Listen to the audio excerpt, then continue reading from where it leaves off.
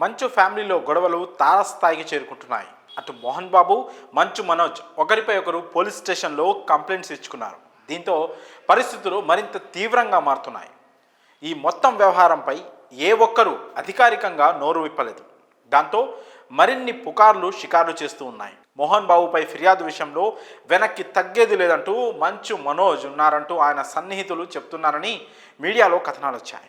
మనోజ్ ఇచ్చిన కంప్లైంట్ను గమనిస్తే అందులో మనోజ్ చాలా విషయాల గురించి ప్రస్తావించారు. మోహన్ బాబు యూనివర్సిటీలో జరిగిన అక్రమాలను ప్రశ్నించినందుకే తన గొంతును నొక్కేందుకే ఈ ఆరోపణలు చేస్తున్నారని అన్నారు. ఈ వ్యవహారంలో న్యాయమైన విచారణ చేపట్టాలని తెలుగు రాష్ట్ర ప్రభుత్వాలను మంచు మనోజ్ అభ్యర్థించారు. అలాగే కొన్ని నెలల నుంచే తాను కుటుంబానికి చెందిన ఫామ్ హౌస్లో ఉంటున్నట్టుగా చెబుతున్న దాంట్లో ఎలాంటి వాస్తవం లేదని అన్నారు. నా సోదరుడు విష్ణు పలు కారణాల వల్ల దుబాయ్కి మారిన తర్వాత మా అమ్మ ఒంటరిగా ఉన్నందున మా నాన్న అతని స్నేహితుల కోరిక మేరకు ఆ ఇంట్లోకి వెళ్ళాను. ఏడాదికి పైగానే అదే ఇంట్లో ఉంటున్నాను. ఆ సమయంలో నా భార్య గర్భవతి. అయితే తప్పుడు ఉద్దేశంతోనే 4 నెలల క్రితం నేను ఆ ఇంట్లోకి వచ్చినట్లు మా నాన్న చేసిన ఫిర్యాదులో నిజం లేదు.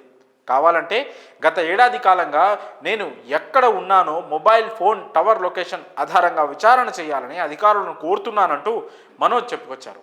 ఇలా మోహన్ బాబు ఇచ్చిన కంప్లైంట్లోని ప్రతి పాయింట్ను ప్రస్తావిస్తూ రివర్స్ కౌంటర్ ఇచ్చారు. అంతేకాకుండా తన కుటుంబానికి కొన్ని ప్రశ్నలు కూడా సంధించారు మనోజ్. సీసీటీవీ డ్రైవ్ ఎందుకు తొలగించారు? మంచు విష్ణు అతని అనుచరులు ఏం దాచడానికి ప్రయత్నిస్తున్నారు? ఇంట్లో ఉన్న స్టాఫ్ వారు ఎదుర్కొన్న వేధింపులు బయటపెట్టడానికి ఎందుకు భయపడుతున్నారు? నేను ఎప్పుడైనా ఆస్తులు వారసత్వం కావాలని అడిగానా? కుటుంబంలో డబ్బులు ఎవరు వృధా చేస్తున్నారు? నేనా, విష్ణునా అంటూ కంప్లైంట్లో పేర్కొన్నారు. అతని సన్నిహిత వర్గాలు చెప్పినట్లే మనోజ్ ఈ విషయాన్ని ఇక్కడైతే వదిలిపెట్టేలా కనిపించడం లేదని అర్థమవుతోంది.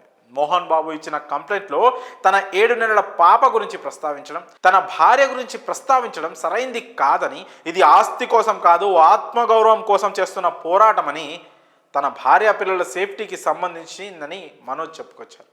చూడబోతుంటే ఈ వివాదం ఇంకాస్త పెద్దదయ్యేలా కనిపిస్తోందని నెటిజన్లు వాపోతున్నారు. ఇక ఏమవుతుందో, ఇది ఎక్కడి వరకు వెళ్తుందో చూడాలి. ఎప్పుడు ఓ కొలిక్కి వస్తుందో కూడా అందరూ ఎదురు చూస్తున్నారు. మరి ఈ విషయంపై మీ అభిప్రాయాన్ని కామెంట్స్ రూపంలో తెలియజేయండి.